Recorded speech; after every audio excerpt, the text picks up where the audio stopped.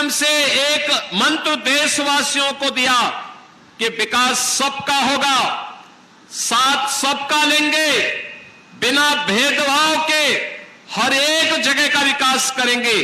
परिणाम आया, आज भारत दुनिया की चौथी बड़ी अर्थव्यवस्था बन गई है और आने वाले 2 वर्ष में भारत दुनिया की तीसरी बड़ी अर्थव्यवस्था होगा।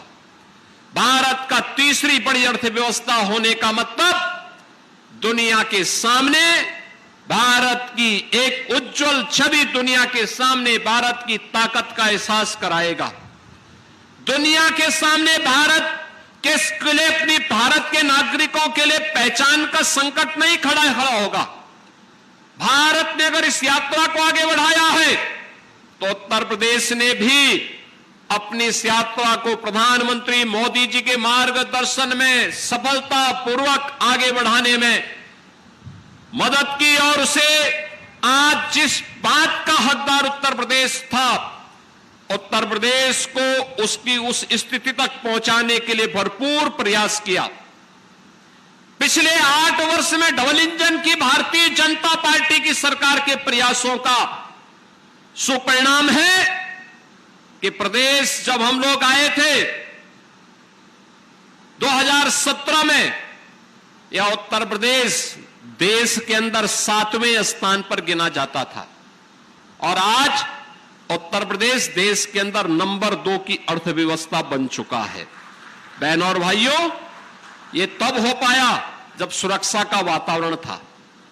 इन गुंडों के खिलाफ, सत्ता पोषित गुंडों के खिलाफ, पेशेवर माफियाओं के खिलाफ जब कार्रवाई हुई तो उस कार्रवाई का परिणाम था कि निवेशकों में एक नई आशा की किरण फूटी। उनको लगा कि नहीं, अब हम सुरक्षित हैं। दंगाइयों के खिलाफ कार्रवाई की गई तो प्रदेश के अंदर लोगों के मन में एक विश्वास पैदा हुआ कि हमें विकास की बात करनी है। और जब यह देश विकास के पथ पर अग्रसर हो, उत्तर प्रदेश अपने आप को उससे अलग नहीं कर सकता है, क्योंकि देश की आबादी का हर 6ठा व्यक्ति उत्तर प्रदेश में निवास करता है। हम उससे अपने आप को अलग नहीं कर सकते और इस दृष्टि से पिछले 8-8.5 वर्ष के अंदर जो विकास उत्तर प्रदेश के अंदर हुआ है, आज उसने उत्तर प्रदेश को एक पहचान दी है। उत्तर प्रदेश आज उस दिशा में तेजी के साथ आगे बढ़ा है। आज उसी का परिणाम है कि 17 के पहले जिस प्रदेश में कोई निवेश नहीं आता था, जो निवेश था वो यहां से भाग रहा था, आज वही प्रदेश अपने यहां 45 लाख करोड़ रुपए के निवेश के प्रस्ताव लाने में सफल होता है। अपनी सेक्टोरियल पॉलिसीज के माध्यम से, अपनी शुद्ध नियत के माध्यम से उनमें से अब तक 15 लाख करोड़ रुपए के निवेश के प्रस्ताव को जमीनी धरातल पर उतारने में सफल होता है और उसके माध्यम से 60 लाख नौजवानों के लिए नौकरी के अवसर भी उपलब्ध करवाता है। अनुमान कर लीजिए कि अगर एक श्री सीमेंट 3500 लोगों को प्रत्यक्ष और अप्रत्यक्ष रूप से नौकरी और रोजगार दे सकता है, कोई कारण नहीं कि प्रदेश के अंदर 15 लाख करोड़ रुपए के निवेश के प्रस्तावों के माध्यम से 60 लाख नौजवान नौकरी और रोजगार न पा सकते हो। पाया है और आगे भी जो निवेश के निरंतर प्रस्ताव प्राप्त हो रहे हैं, इसमें भी नौकरी की नई संभावनाओं को आगे बढ़ाने का कार्य किया जा रहा है। बहनों और भाइयों, हमें निवेश के इस कार्यक्रम को मजबूती के साथ आगे बढ़ाना होगा और मैं इस बात के लिए हृदय से धन्यवाद दूंगा उत्तर प्रदेश की जनता जनार्दन को, जिनका आशीर्वाद इस सकारात्मक माहौल में बराबर ये डबल इंजन सरकार के साथ बना रहा, लगातार बना रहा और उसी अभियान के साथ आपको जोड़ने के लिए ये केवल एक यूनिट का उद्घाटन नहीं, एक प्लांट का उद्घाटन नहीं, श्री सीमेंट हमारे साथ हमारा पुराना उत्तर प्रदेश सरकार का सहयोगी है जो प्रदेश के अंदर निवेश करने के लिए उत्सुकता दिखाई है। बुलंदशहर के बाद एटा में और पावर रिन्यूएबल एनर्जी के लिए चित्रकूट में भी उन्होंने 40 मेगावाट का अपना प्लांट वहां स्थापित किया है। हमने प्लांट के लिए उन्हें सुविधा उपलब्ध करवाई है कि एक आपको हम ओपन एक्सेस की सुविधा देंगे कि आप पावर वहां जनरेट करिए और खर्च यहां कर लीजिए। हम आपको ये सुविधा उपलब्ध करवाते हैं। परिणाम है कि उनके द्वारा जो ग्रीन एनर्जी वहां बनाई जा रही है, सोलर पावर वहां तैयार की जा रही है, उसका उपयोग करने की सुविधा उन्हें इस प्लांट में यहां उपलब्ध करवाई जा रही है।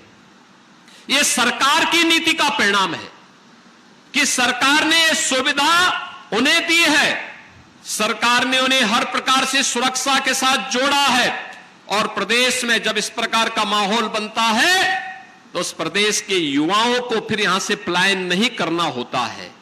उस प्रदेश के लोगों को, नौजवानों को नौकरी के लिए देश और दुनिया के सामने नहीं जाना होता है।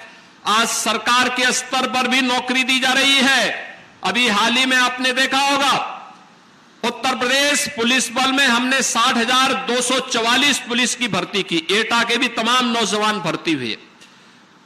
उन नौजवानों को आज अपने ही प्रदेश में बिना भेदभाव के नौकरी मिल रही है, बिना चेहरा देखे हुए नौकरी मिल रही है। अगर योग्य है उसको प्रदेश में नौकरी मिलेगी, योग्य है वह सरकारी नौकरी पाएगा, योग्य है निजी क्षेत्र में अच्छे पैकेज के साथ नौकरी पाएगा, योग्य है उसको सरकार तमाम प्रकार की सुविधाएं देकर के स्वयं का उद्यम स्थापित करने के लिए प्रेरित कर रहा है। मुख्यमंत्री युवा उद्यमी स्कीम अभी हम लोगों ने लागू की है। मुख्यमंत्री युवा उद्यमी स्कीम के माध्यम से अब तक उत्तर प्रदेश में जनवरी से लेकर के अब तक 70,000 नौजवानों को हम लोगों ने ब्याज फ्री और गारंटी मुक्त ऋण की सुविधा उपलब्ध दिया है और मार्जिन मनी भी उपलब्ध करवाने का काम किया है, जिसके माध्यम से उनके द्वारा निवेश के कार्यक्रम को, नए उद्यम स्थापित करने की दिशा में वे लोग आगे बढ़े हैं। आज एटा की पहचान जब पावर प्लांट से, नए सीमेंट के प्लांट से और अपनी परंपरागत उद्यम यहां के वन डिस्ट्रिक्ट वन प्रोडक्ट के माध्यम से जलेसर के घुंघरू और घंटे से हो रही है। हर मंदिर में, हर देव स्थान में जब कोई व्यक्ति किसी देव उपासना के लिए कोई घंटी बजाता है, कोई घुंघरू किसी संगीत के महफिल में बजाता है या किसी मंदिर में कोई घंटा बजाता है तो हर व्यक्ति का स्मरण हो पाता है कि मैं एटा से है और जलेसर से है। जलेसर की पहचान और एटा को एक नई पहचान मिलती है। यानी आपके बगैर देव मंदिर की पूजा भी अधूरी और आपके बगैर किसी संगीत और कला की महफिल भी अधूरी रह जाएगी। और इसलिए बहनों और भाइयों, आज उत्तर प्रदेश की इस यात्रा को प्रधानमंत्री जी ने 2047 में विकसित भारत की बात देशवासियों से कही है। 2047 में विकसित भारत होगा, तो विकसित भारत जब होगा तब उत्तर प्रदेश कैसा होगा, उसके लिए उत्तर प्रदेश को भी विकसित करना होगा। विकसित भारत का विकसित उत्तर प्रदेश, इसके पूरे रोड मैप पर अभी आपने देखा होगा उत्तर प्रदेश के विधानमंडल में, विधानसभा और विधान परिषद में 24 घंटे लगातार बहस चली है। हमने उसके सेक्टर तय किए हैं, उसके थीम तय की है और बहुत शीघ्र हर जनपद में हम उन विद्वानों को भेज रहे हैं जो यहां के युवाओं को अलग अलग सेक्टर के अनुरूप तैयार करके एक विकसित भारत के, विकसित उत्तर प्रदेश के लिए जनता जनार्दन के सुझाव को लेकर के फिर अपनी कार्य योजना को पूरी प्रभावी ढंग से आगे बढ़ाने में मदद करने का आह्वान करेगी। और आज इसी दिशा से मैं यहां पर उपस्थित हुआ हूं। मेरे लिए प्रसन्नता का विषय यह भी है कि श्री सीमेंट केवल एक प्लांट नहीं है सीमेंट का, इसके द्वारा अपने CSR के मद से लोक कल्याण के अनेक कार्यक्रम किए जा रहे हैं और उसमें से एक है भारत के सेना के, अर्धसेना के और उन शहीद परिवारों के लिए, जिन परिवारों ने देश की सुरक्षा के लिए अपनी शहादत दी है, उन परिवारों के उत्थान और उनके कल्याण के लिए भी श्री सीमेंट फ्री में सीमेंट उपलब्ध करवाने का काम करता है। अकेले इस यूनिट ने अब तक 183 परिवार को सीमेंट उपलब्ध करवाने का काम किया है।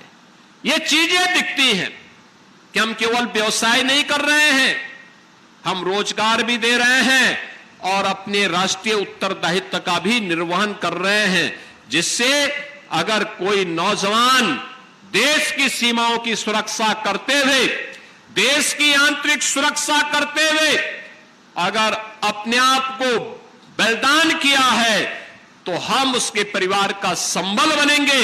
जब ये बात हर भारतीय के मन में आएगी तो बहनों और भाइयों, फिर भारत की सेना के जवानों का शौर्य और पराक्रम उसी प्रकार से बोलेगा जैसे ऑपरेशन सिंदूर के अंदर हमने देखा है, कैसे भारत के बहादुर जवानों ने दुश्मन के दांत खट्टे करके उसे चिल्लाने के लिए मजबूर कर दिया था। और यह तब होता है जब पूरा देश उनके साथ खड़ा होता है।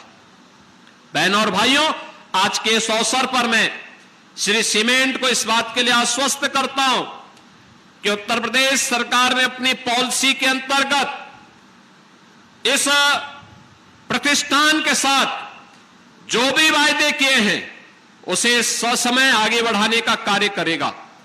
और मैं भी इस बात के लिए आपको आश्वस्त करता हूं, एटा आज विकास के जिन बुलंदियों को लेकर के यहां के जनप्रतिनिधियों की रुचि के कारण आगे बढ़ रहा है, आधुनिक इंफ्रास्ट्रक्चर के साथ, 4 लेन की कनेक्टिविटी के साथ, लोक कल्याण के तमाम कार्यक्रम, चाहे वह किसानों के लिए हो, युवाओं के लिए हो, उद्यमियों के लिए हो, महिलाओं के लिए हो, उन सभी को उसी मजबूती के साथ आगे बढ़ाने का हम कार्य करेंगे।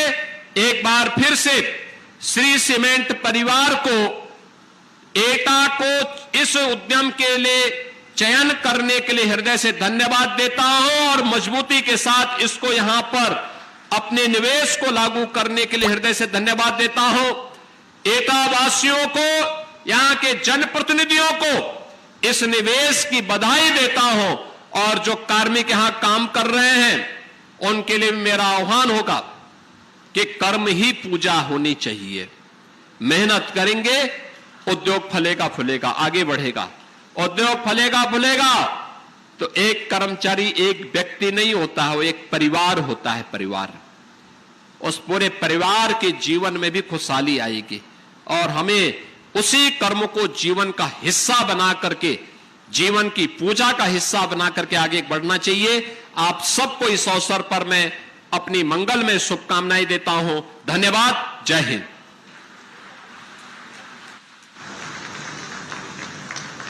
बहुत बहुत धन्यवाद माननीय, आपके प्रेरणादायी उद्बोधन और मार्गदर्शन के लिए।